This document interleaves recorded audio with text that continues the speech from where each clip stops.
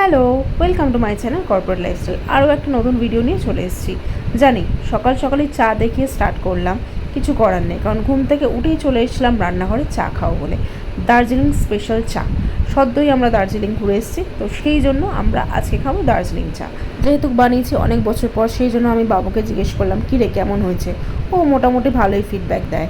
আর প্রথমে পাউরুটির মধ্যে মাখনটা একটু কম ছিল, তার জন্য সেকেন্ড টাইম একটু মাখনের পরিমাণটা বেশি দিয়ে মন ভরে খেয়ে নিলাম।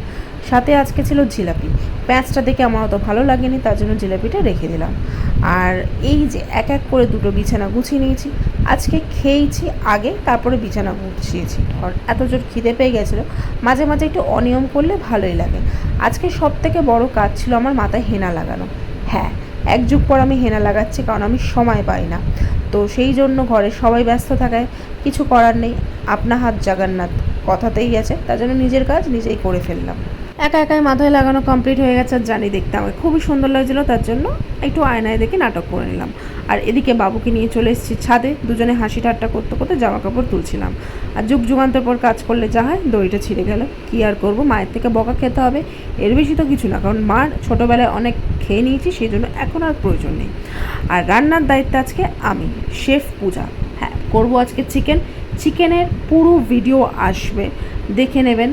আর সুন্দর রান্না করতে হলে পুরো ভিডিওটাও দেখতে হবে, কীভাবে কী করেছি, এখানে কিছু কিছু দেখিয়েছি। সমস্ত কিছু পেস্ট করে নিয়েছি।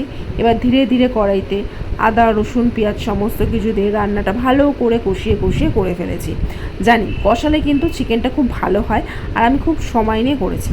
মাঝের মধ্যে করতে করতে হাঁপিয়ে গেছিলাম, তার জন্য বাবা বললো একটুখানি ফ্রুটি খেয়ে নাও, আর আমি চকচক করে খেয়ে নিলাম। আর এদিকে আমার মাংসটা প্রায় রেডি হয়ে গেছে। আহা, কি সুন্দর হয়েছে, নিজের হাতেই মনে হচ্ছে চুমু খাই। সত্যিই বলতে আমি যখন খাবারটা খাচ্ছিলাম তখন দারুণ লাগছিল। আর নিজের জন্য একটু কষা মাংস সরিয়ে নিলাম, কারণ কষা মাংসটা খেতেই আমার ভালো লাগে। যাই হোক, রান্নার পর ঝপঝপ করে স্নান করে নিলাম, কারণ স্নান করার পর খেতে হবে মাংস। ওই লোভ না সামলাতে পেরে তাড়াতাড়ি করে আমি চান করে নিয়েছি। আর মনে হচ্ছিলো যে কষা মাংস দিয়ে কখন ভাত খাবো। যাই হোক, হ্যাঁ, আপনারা জানেনই আমি কীরকম পরিমাণে লোভী। কিছুটা লোভ সংযম করে আগে ঠাকুরকে পুজো দিলাম, কারণ স্নান করে উঠে আপনারাও জানেন, সবাই জানে যে পুজোটা আমি দিই। পুজো দেওয়ার পর বাবার সাথে নিয়ে চলে আসলো পান্তা ভাত। জানি না কী দিয়েছিল, বলছে তো কিছুই দেয়নি, তাও এত টেস্ট কী করে হলো বুঝতে পারলাম না। আমার মনে হচ্ছিলো দুপুরবেলা পুরো ভাতটাই খেয়ে নিই, তারপর ভাবলাম যে না, কারণ মাংস করেছে, যে ভুলে গেলে হবে না।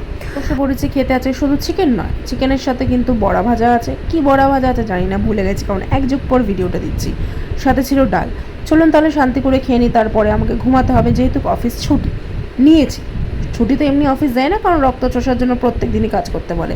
যাই হোক, ভিডিওটা ভালো লাগলে লাইক কমেন্ট শেয়ার করে দেবেন। আসি তাহলে, টাটা।